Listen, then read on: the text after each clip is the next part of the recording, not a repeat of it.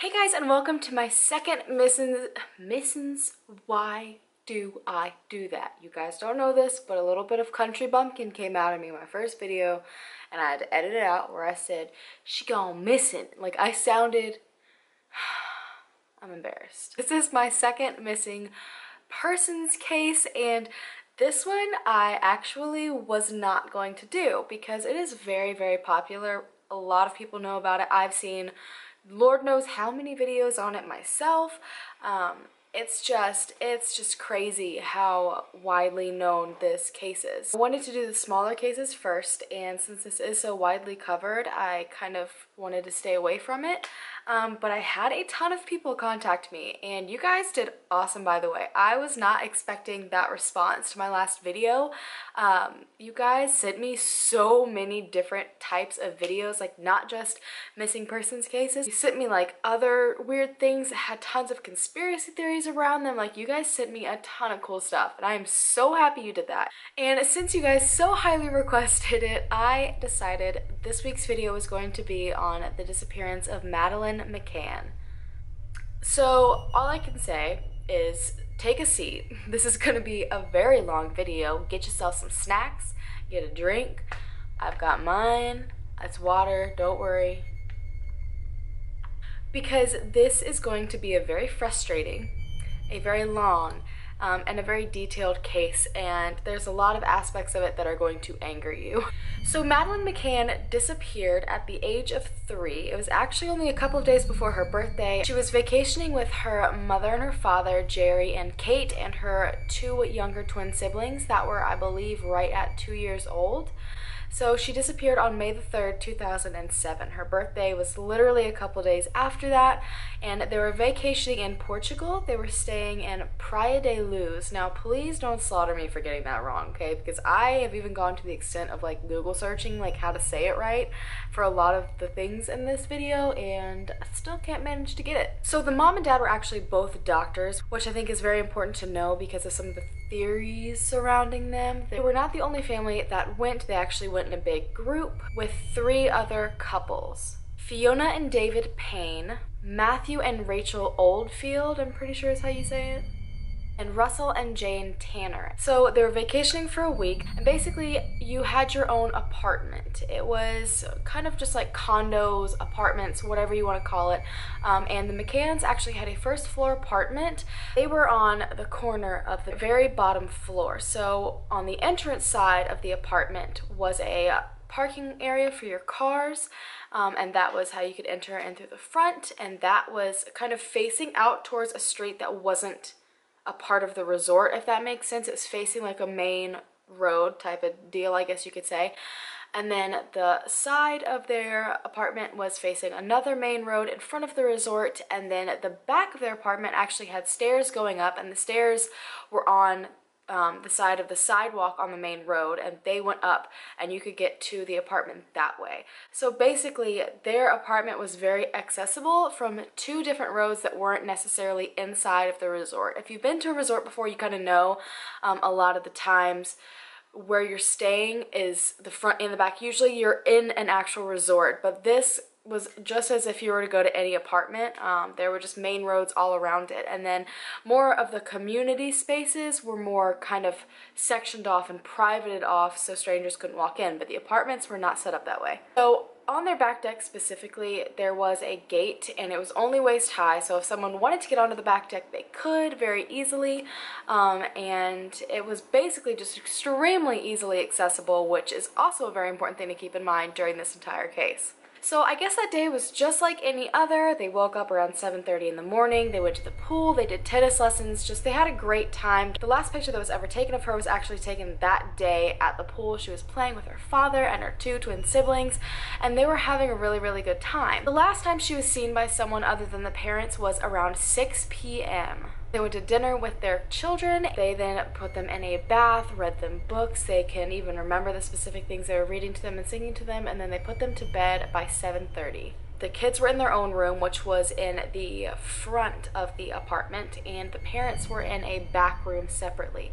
So Madeleine was in a twin bed, and the 2 younger siblings were in their separate travel cots, which is basically like pack-and-plays essentially. And the parents said they remember specifically shutting the blinds to the windows because they wanted to make sure it was as dark as possible to keep the kids asleep. And I'm sure being on a main road, there was some sort of lighting out there that's probably going to wake them up. And then they remember they cracked the door only so a little bit of the light would come in the room from the living room so that the kids wouldn't get scared. So this is where everything starts to go wrong. So when the parents and the whole entire group first got to the resort, there was a main restaurant. However, it was on the complete opposite side of the resort. It was way too far away from the kids. So they decided on the first night to go ahead and reserve a spot at dinner at a tapas bar. That was about 50 yards away from their apartment. Their apartment was here, and then there was a pool, and then there was the tapas bar. And they decided, since it was so close, they felt a lot more comfortable eating there. And being able to keep their apartments in eyesight, which is important because apparently all of the parents decided that they were just going to leave their children in their apartments while they went to dinner every night. So as a parent, this whole entire case hits home like really hard, especially because Raylan is a little over 3.5 years old. She's the same age as this girl.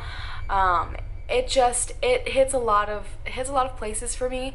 I would never, ever, in my wildest dreams, I don't care how close it felt, leave my child sleeping in a strange place and go out of the space, like out of the apartment, and go and eat dinner. I understand that 2007 was kind of a different time, but to me, that was still a time where things were very questionable. People were very questionable. You didn't leave your children alone anymore.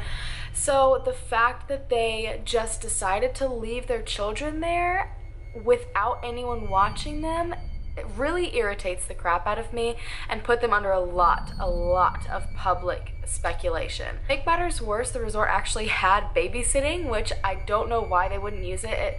It definitely wasn't a matter of money because they were both doctors. You could take your child to a babysitting area. They would, I think, watch a cartoon or a movie, and then they would be put down to sleep, and you could come and pick them up and take them back to your apartment. The parents claimed they didn't do that just because they were already in a really good routine with their kids, and just because they were on vacation, they didn't want to mess it up. So they wanted them to be in their routine, take their bath, and go to bed in their bed, and basically stay along those lines. So another very strange thing that makes me really question the McCanns is their decision on leaving one of the doors unlocked. So not only did they leave their children, all of the couples leave their children in the apartments, the McCanns in specific locked the front door but then left the back door unlocked, which to me is just such an incredibly bad decision. If you remember when I was describing the apartment, that back door that was unlocked led to a back balcony with stairs that went up to it that stemmed off of the main road.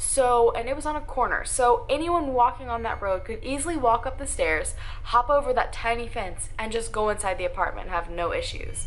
Not only that, you had to walk along that main road in order to even get to the restaurant, so it wasn't like a very contained area. You don't do that in general, and then to leave unlocked doors when you're at a resort that isn't even like a contained premises, like it blows my mind, you guys. Like it blows my mind. Around 8:30, I think, or 9ish p.m., somewhere between there, the parents headed on down to the bar and waited to meet their friends for dinner. So the system they had kind of had set up the entire week, since they'd been doing this for 5 days, was every 30 minutes they would go and check on their children. And so Jerry McCann, the dad himself, went to the apartment at 9:05 p.m. that night to check on the kids. He said that the twins were sleeping fine, Madeleine was sleeping fine, there wasn't anything strange or out of the ordinary, and then he went back. Around 9:30, Kate got up to go and check on the children, and one of the other members of the party, Matthew Oldfield, actually offered to go in her place. He said that he was going to check on his children anyways, and they were in the apartment right beside them, so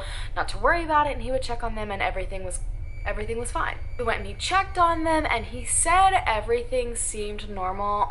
He did say he noticed that the room seemed a little bit bright, which could mean that the shutters or the blinds had actually been opened, the one that they purposefully closed to make sure the light came in.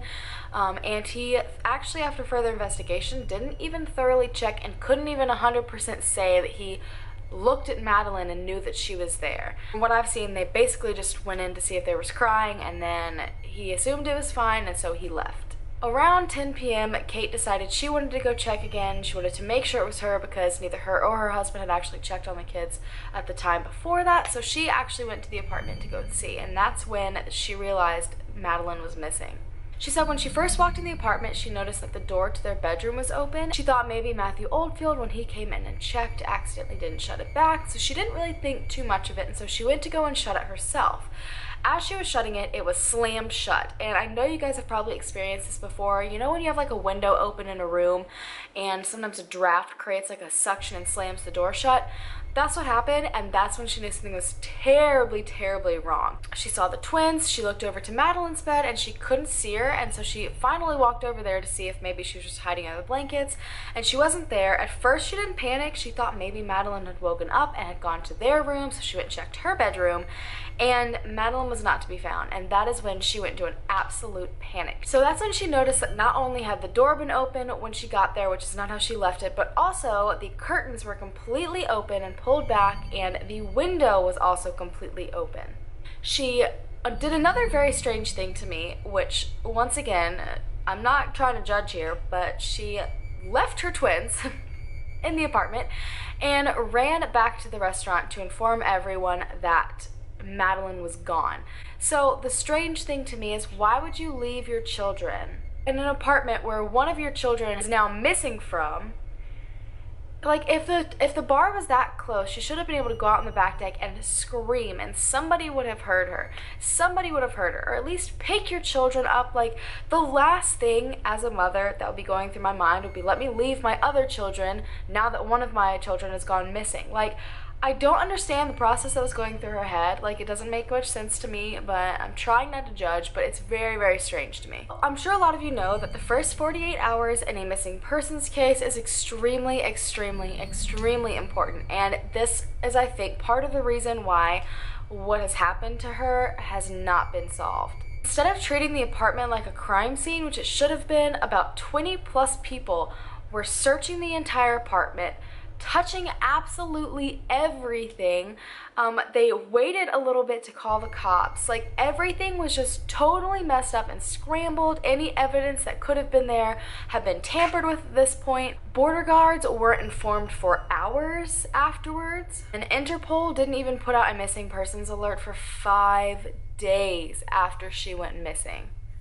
So pretty much any small hope of evidence that they could have found, or, you know, just one tiny thing that could have just shown what had exactly happened in the apartment, had totally been demolished by all these people. So they did not immediately get any leads. They weren't able to find her. They searched for her all around the area. The area that they were in, once again, was kind of like a very rural area. There was the resort, and then a lot of the landscape around it was really like rocky and not the best place for a child to go missing. All the searches that they did came up completely empty-handed. They searched the entire resort, they did everything they could, searched the entire apartment again, and she was not found. So we're gonna look at a specific hour real quick. At 9 o'clock, Jerry went to check on the kids, and then at 9:30, Matthew Oldfield went to check on the kids, and then 10 o'clock is when Kate went to check on the kids. Jane Tanner, another member of the group, had gone to check on her children. I think one of her children fell ill, and she was going back and forth with her husband, checking on the child a little bit more frequently, and she said on her way at around 9:15, so right after Jerry checked on the kids, she saw a man walking away with a child, carrying a child that she thought, now that she was actually processing everything, looked a lot like Madeleine. It was actually years later proven that that was not Madeleine. It was actually another man who had just picked up his child from the daycare that I personally think they should have used. And it turned out being a lead that led them to nothing. They spent so much time working on this, and it got them absolutely nowhere, which I think that happens a lot in this case. They also found another couple who saw another man walking a little bit later. I think it was at like 9:30 or 9:45 towards the beach, which keep that in mind as well, because I actually have my own theory that I haven't really seen or heard yet. I mean, it's kind of part of a theory, but I've got a new twist on it. So the McCanns obviously were distraught and they tried everything they could. The Portugal police told them not to get the media involved, but despite that, they decided to do it anyways. They were in a very uncomfortable place that they were not familiar with, and their daughter had gone missing. So they wanted everybody to see the pictures of her and hear their story as much as possible in hopes that they could draw attention to it and someone find her a little bit faster. A couple of people came forward and said that there was a blonde man that had been kind of hanging out around the McCann's apartment. He was once seen on the stairwell, which I find strange. So he essentially was on their back deck. He was seen on that front street along the side of their apartment. He was seen standing around the front of their apartment. And he was also seen standing at the tapas bar looking towards the McCann's apartment. It was also said that same day when that man was seen in all those other places, there were two other blonde men that were seen about 2 balconies away from the McCann's apartment. They were on the balcony of an apartment, but that apartment currently wasn't being rented out, so no one knows why they were there, how they got there, who they were, and what they were doing. Detectives kind of put puzzle pieces together that over the past couple of weeks there had been a ton of break-ins, and in the last 3 weeks in specific, there had been 2 break-ins on the exact block that the McCann's apartment was on. Both times the entry was through a window. So now we're going to move on into the theories. So at first they weren't really sure what had happened. They didn't know if Madeleine was taken. They didn't know if maybe she had gotten up and just walked out on her own. And a month later it turns out they had high suspicions of the McCanns themselves. So one of the theories is that maybe she had woken up and wandered out of the apartment herself. The dad himself stated there was absolutely no way she could have opened that window, and having a girl that age, I definitely don't think she could have done it. Railing can work like a sliding glass door, but she definitely can't open a window and climb out of it. But if she had woken up and maybe was looking for her parents, she was scared, I definitely could see her wandering off and trying to find them and ending up either amongst the wrong people, not being able to find her. I can totally see that happening. Another reason why people really think this theory is possible is that the parents themselves said the morning of the day that she went missing, she said, "Why didn't you come and check on me when I was crying last night?" And that to me is like the saddest thing ever, because they decided to leave their children, and that is a possibility. That's something that can happen. They can wake up crying. There's so many things that could happen. They could choke on something. They could fall out of bed and hit their head on something. There's just too much. And at that age, that's just too young. And that actually almost led the McCanns to not go out that night for dinner, which I think it's interesting that they still decided to, and that's what ended up happening out of it. But she told her parents that she had been crying the night before and that her parents didn't come. So if she had maybe woken up again that night and got up and wandered off, maybe you know, she realized they wouldn't come because they didn't come the night before, so she decided she was going to go and try and find them. I think that is definitely a possibility. So the next 2 theories are probably the biggest known theories, and it's pretty much what people kind of lean to one way or the other. I guess first I'll discuss the McCanns did it. So they were actually suspects for an entire year. In June or July, they actually were told that they were suspects. A lot of people thought that there was a possibility that they maybe drugged her to get her to sleep and accidentally overdosed her. And that was actually a really, really popular theory. The Portugal police did not like the way the McCanns acted from the beginning. They immediately assumed they were suspects and had something to do with it. A lot of the other media didn't agree with that, but Portugal police did not like the McCanns, and I'm like 90% sure they probably still think that they did it. The only issue I have with that theory is that they are both doctors, and as a doctor, you obviously are familiar with dosage calculations, and I highly, highly doubt that they would have overdosed her having that knowledge. I mean, obviously it is still possible, but I just don't think it's very likely. So then obviously everyone was like, well, fine, okay, if she didn't accidentally do it, maybe they purposely did it. Maybe they purposely overdosed her. That to me still doesn't seem like a very valid theory, only because they actually had tried for 5 years to get pregnant. They struggled a ton with infertility, and Madeleine was their first child. Madeleine was their first success. And after 5 years of trying, I can only imagine the amount of love they have for that child, and I just don't see them willingly doing something like that. Everyone who ever talked about them, all of the videos that I saw of before this incident, everything that I saw only ever screamed total love and adoration for her. And just the family feel in general just did not give off any weird vibes to me. So probably the only thing that makes me think that they had something to do with it is actual evidence, like hard evidence. And I can't ignore it. You guys, if you know me, I'm a very science person. Like, I believe in science, and I trust science, and I trust every scientific method possible. Like, to me, there is no beating that. Like, someone's words will never really outshine science to me, I guess you could say. About 28 days after she went missing, they had British cadaver dogs come in and try to sniff out Madeleine. It's 2 separate dogs. One of them was trained specifically to sniff out blood, and the other was trained specifically to sniff out dead bodies. They were just pretty much trying to find her, any sign of her. So this is the one thing that I keep having pop up in the back of my mind every time I want to dismiss the McCanns as having anything to do with it. The dogs actually alerted to 2 places. The first place that they alerted to was the closet or the wardrobe inside of Madeleine's room, and the second place that they alerted was the trunk of the rental car that the McCanns were using. That to me is some damning evidence. Like, I know it's not a body, I know it's not 100% proof, but those dogs had never, not once, been wrong.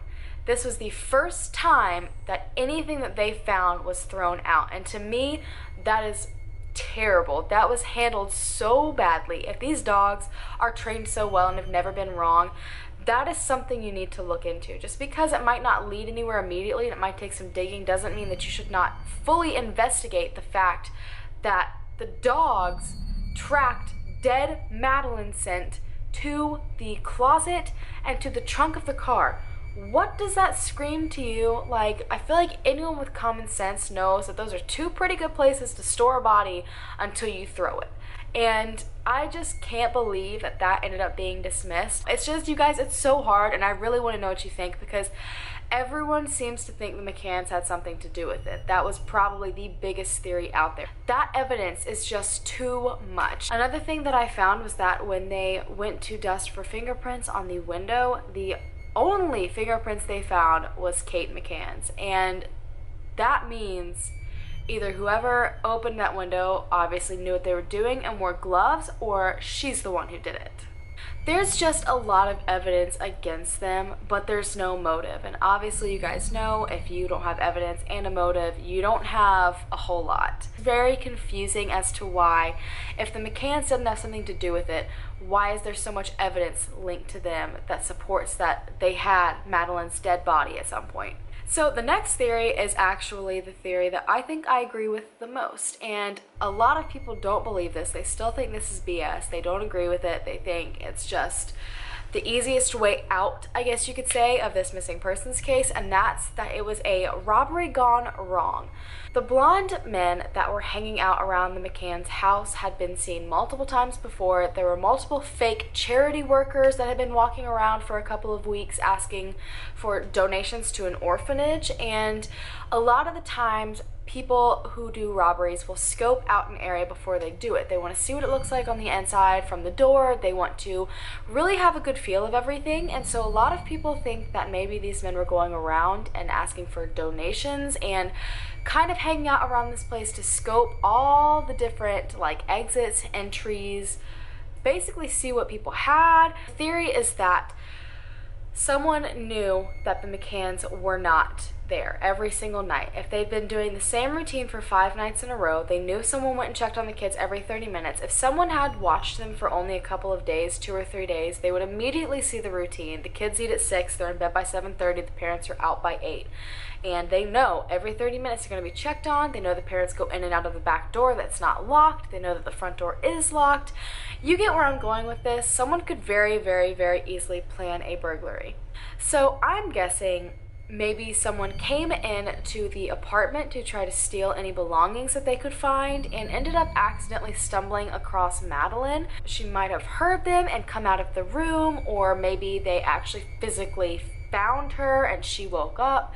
In that state of panic, it is very, very likely they could have smothered her, or just something that would not have left behind a bunch of evidence, and left the house with her to kind of dispose of the evidence. That also leads me to the man that they saw walking towards the beach. When you are trying to dispose of a body, probably the best place to do it's the ocean, because chances of someone finding that is absolutely slim to none. I honestly think out of every theory that I've read, you guys, I have listened to hours upon hours of documentaries. I have looked at everything. I have read so much. I've read personal articles of people who were there.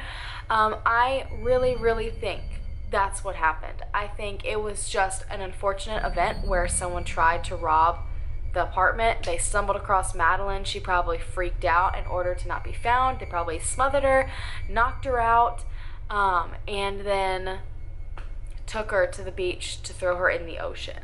I just don't see any other reason that a man holding a child, especially a blonde, fair-skinned man, like the creepy men that were hanging out around the apartment all day long, I don't see any reason a man with a child would be walking towards the beach at 10 o'clock at night unless it was not a good thing. But that still leaves people to question why the dogs alerted to the closet and to the trunk of the car. I just don't see how the parents could have had time to hide her, or where they would have hidden her. I know that the investigation wasn't handled properly, but where would they have kept her while the investigation was going on? I mean, there were cops crawling all over the resort afterwards. I just don't see how something could have happened, especially since both of them were at dinner. They both seemed completely fine according to everyone they were with. They went and checked every 30 minutes. I mean, if I had killed my daughter, I wouldn't be like, yeah, my friend, you can go and check on her. Like, if they knew something was wrong or they had done something wrong, they wouldn't have let one of their friends into the apartment to go and check the kids. It just doesn't make any sense. I just don't think they would have had an opportunity. They did stay there, obviously, for a while the investigation was going on, but I just don't think you can hide a dead body for that long, and people who are investigating and investigating you as well, I just don't think that would have been possible. You know, they were followed everywhere by press. How could they have put Madeleine in a car when press is literally everywhere and cops are everywhere looking at them and analyzing them? I know that the most popular theory in this is that the parents did it, but I just don't think it adds up. I think the whole entire botched burglary makes a lot more sense than the parents doing it. I know a lot of people probably won't agree with that. Everything I've seen so far doesn't agree with that, but I just don't see that being possible. I don't see them randomly going on vacation getting help from a gang. You know what I mean? I just don't see that being a thing. A lot of people also said human trafficking is an option. I would not be surprised at that either.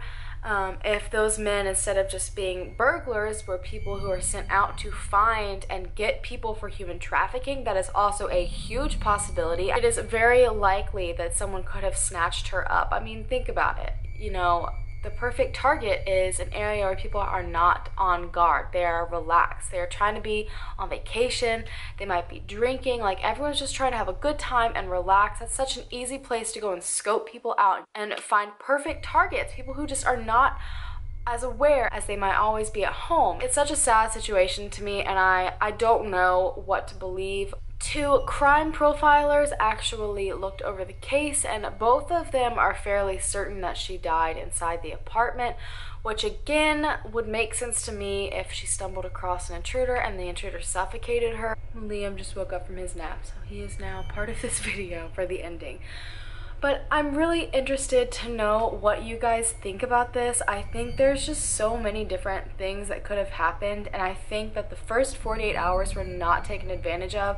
I do not think they properly assessed the situation. I don't think they searched fast enough. I think they ignored a ton of important things and paid attention to things that they thought were important without fully researching enough into them first to realize that they were a waste of time. Somebody knows what happened to her, and that person isn't just a somebody. That person is someone's son or daughter or husband or wife or brother or sister. You know, that person, you know, might have told someone, or someone that they love might suspect it. Someone out there knows something.